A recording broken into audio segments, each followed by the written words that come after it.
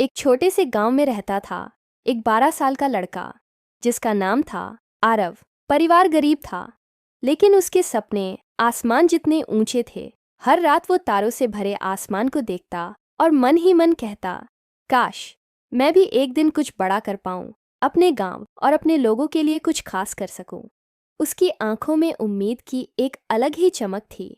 एक रात जब पूरा गांव गहरी नींद में सो रहा था, तभी आसमान में अचानक एक तेज नीली रोशनी चमकी। ऐसा लगा जैसे कोई तारा टूटकर जमीन की तरफ आ रहा हो। फिर एक जोरदार आवाज के साथ कुछ गांव के पास वाले खेतों में जा गिरा। आरव की नींद खुल गई। वो हिम्मत करके आवाज की दिशा में भागा। जब वो खेतों में पहुंचा तो उसकी आंखें खुली की खुली रह गईं। वहां एक छोटा सा अजीब सा दिखने वाला स्पेसशिप पड़ा था, जिसमें से धुआं निकल रहा था। वो थोड़ा और पास गया तो देखा कि स्पेसशिप से एक छोटा सा प्यारा सा एलियन बाहर निकला। वो बहुत घबराया हुआ था और उसके हाथ पर चोट भी लगी थी। पहले तो आरव को थोड़ा डर लगा, लेकिन फिर उसने एलियन की डरी हुई आंखों में देखा और उसका दिल पिघल गया। उसने धीरे से कहा, डरो मत, मैं तुम्हारी मदद करूंगा। आरव दौड़कर अपने घर से पानी और पट्टी ले आया। उसने एलियन को पानी पिलाया और प्यार से उसके जख्म पर पट्टी बांधी।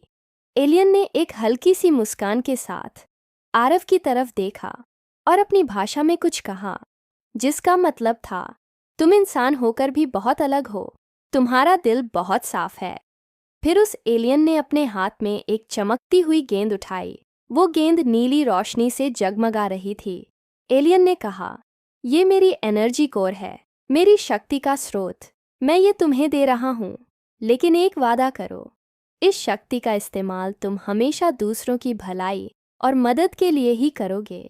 एलियन ने एक हल्की सी मुस्कान के साथ आरव की तरफ देखा और अपनी भाषा में कुछ कहा, जिसका मतलब था, तुम इंसान होकर भी बहुत अलग हो, तुम्हारा दिल बहुत साफ है।